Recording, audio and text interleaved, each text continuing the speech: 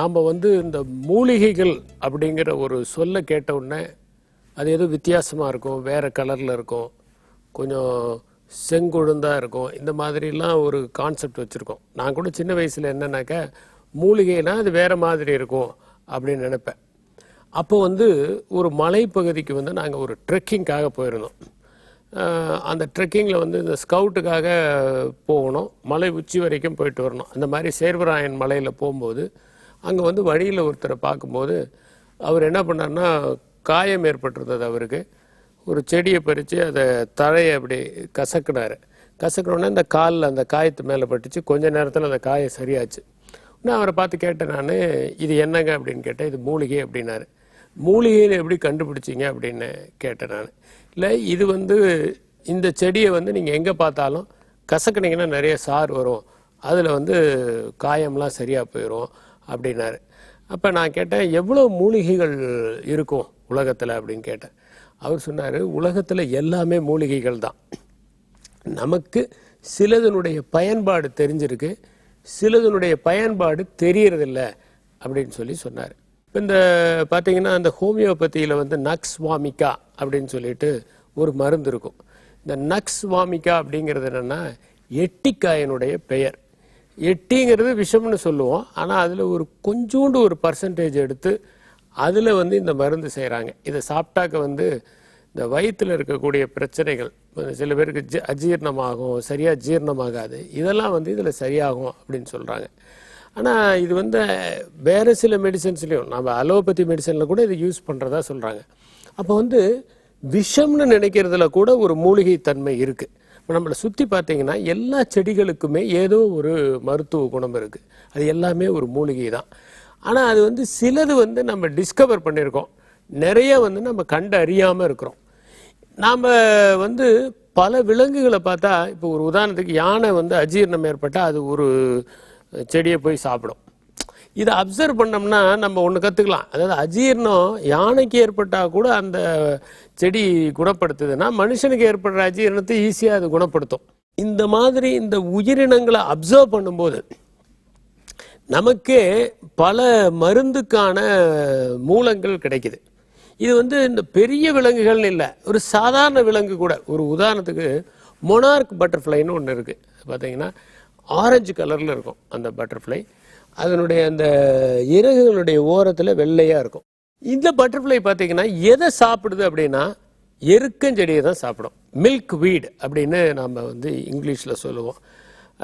கலோட்ராபிஸ் அப்படிங்கிறது அதனுடைய botanical name. இந்த எருக்கஞ்செடியில் இது சாப்பிட்றதுக்கு காரணம் என்னென்னா, அந்த எருக்கஞ்செடியே ஒரு விஷமுள்ள ஒரு செடி. இப்போ சாதாரணமாக பார்த்தீங்கன்னா எருக்கஞ்செடியில் வந்து போய் ஆடு மாடெல்லாம் சாப்பிடாது, ஏன்னா அதுக்கு ஒரு விஷத்தன்மை இருக்குது. அந்த எருக்கஞ்செடியை வந்து எதுக்கு பயன்படுத்துவாங்கன்னா, அந்த காலத்தில் வந்து இந்த பிளாக் போர்ட்லாம் இருக்கும், அதில் வந்து இந்த எருக்கங்காயெல்லாம் எடுத்து அதை கறியோடு சேர்த்து நல்லா இடித்து அதுக்கப்புறம் பூசினாங்கன்னா ஒரு மாதத்துக்கு அந்த பிளாக் போர்ட் பிளாக்காகவே இருக்கும்.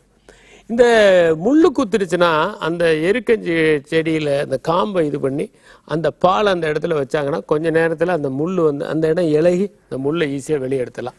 இந்த மொனார்க் பட்டர்ஃப்ளைனுடைய புழு வந்து அது போய் இந்த எருக்கஞ்செடியில் தான் வைக்கும். அது என்னென்னா, அது சாப்பிட்டு அது ஒரு மாதிரியான பாய்சனஸ் தன்மையை வளர்த்துக்குது. அதனால் என்னென்னா, வேறு எந்த பறவையாவது அது கொத்துனா கூட அது அதில் உள்ள அந்த விஷத்தன்மையினால் அதை பார்த்தாலே கொஞ்சம் ஜாக்கிரதையாகி அதை சாப்பிட வராது அப்படிங்கிறது கண்டுபிடிச்ச ஒரு ஃபேக்ட். இல்லை, இன்னொன்று என்னென்னா, இந்த எருக்கஞ்செடியிலேயே ஒன்று வந்து மருத்துவத்தன்மை கொண்டது ஒன்று இருக்குது, இன்னொன்று வந்து மருத்துவத்தன்மை இல்லாதது. இப்போ இந்த ரெண்டு செடியும் வச்சு இந்த மொனார்க் பட்டர்ஃப்ளை எதில் போய் முட்டைகள் போடுது அப்படின்னா, சில நேரங்களில் இந்த பட்டர்ஃப்ளைக்கு கூட வந்து வியாதி வரும் பாருங்க, நோய் வரும். அந்த மாதிரி நோய் வந்த இது தன்னுடைய அந்த புழுக்களை காப்பாற்றுறதுக்காக 68% முட்டைகளை இந்த மருத்துவ குணம் கொண்ட அந்த எருக்கஞ்செடியில் தான் போயிட்டு இருக்கு. அப்போ என்னென்னா, அதை சாப்பிட்ட உடனே அது வந்து அந்த நோயிலிருந்து அது குணப்படுத்த முடியும் அப்படின்ட்டு. அப்போ பார்த்தீங்கன்னா பூச்சிக்கிட்ட கூட அந்த சென்ஸ் இருக்குது, எது மருத்துவ குணம் வாய்ந்தது அப்படிங்கிறது. அது எப்படி கண்டுபிடிக்குது அப்படின்னா, அது ஒரு உள்ளுணர்வுனால. இப்போ நாம் வந்து மனசுனால கண்டுபிடிக்கிறோம், முயற்சியினால் கண்டுபிடிக்கிறோம். அது வந்து ஒரு உள்ளுணர்வுனால, ஃபிசிக் மூலம் கண்டுபிடிக்கிறது வேற, சைக்காலஜிக்கலாக கண்டுபிடிக்கிறது வேற. ஒரு பட்டாம்பூச்சிக்கு வந்து ஒரு சைக்காலஜி இருக்குது அப்படின்னு நம்ம சொல்ல முடியாது. ஆனால் அதுக்கு வந்து ஒரு இன்ஸ்டிங்க்ட், ஒரு உள்ளுணர்வு. அந்த இன்ஸ்டிங்க்ட் வந்து என்னென்னா உடல் ரீதியானது. இன்டெலிஜென்ஸுங்கிறது என்னன்னாக்க மூளை சார்ந்தது, மனம் சார்ந்தது ஒன்று இருக்குது, அதுதான் இன்ட்யூஷன். இன்ஸ்டிங்க்ட்டுங்கிறது உடல் சார்ந்தது. ஆனால் மூளையை வச்சு பயன்படுத்தி நம்ம இன்டெலிஜென்ஸுங்கிற ஒன்றை சொல்கிறோம். இன்னொன்று வந்து மனம் சார்ந்தது, இப்படி நடக்கும் அப்படின்னு நினைப்போம், அது நடக்கும், அது வந்து இன்ட்யூஷன். அப்போ வந்து பட்டர்ஃப்ளைஸை பார்த்தா கூட நாம் வந்து மருத்துவ குணம் உள்ளது எது அப்படிங்கிறத கண்டுபிடிக்க முடியும்.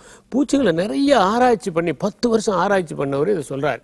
இந்த மாதிரி மொனார்க் பட்டர்ஃப்ளை வந்து அதுக்கு உடல்நிலை சரியில்லைன்னா அதனுடைய புழுக்களை காப்பாற்றுறதுக்கு எப்படி போய் முட்டையிடுது, மெடிசினல் பிளான்ட்டில் போய் முட்டையிடுது அப்படின்னு. அது மாதிரி இயற்கையை பார்த்தா நம்ம கற்றுக்கிறதுக்கு நிறைய விஷயங்கள் இருக்குது. நாம் இயற்கையிலேருந்து கண்டுபிடிச்சது 1% கூட இருக்காது. அதனால் நாம் கண்டுபிடிக்க வேண்டியதும் இன்னும் வந்து தெரிஞ்சுக்க வேண்டியதையும் இயற்கை நிறைய வச்சுருக்கு. இயற்கை தான் வந்து உலகத்திலேயே மிகவும் அதிக பக்கங்கள் கொண்ட புத்தகம். அதில் நம்ம 1-2 பக்கங்களை வாசிச்சுட்டு நிறைய வாசிச்சு தான் நினைக்கிறோம். இன்னும் வாசிக்க முயற்சி செய்வோம். நன்றி, வணக்கம்.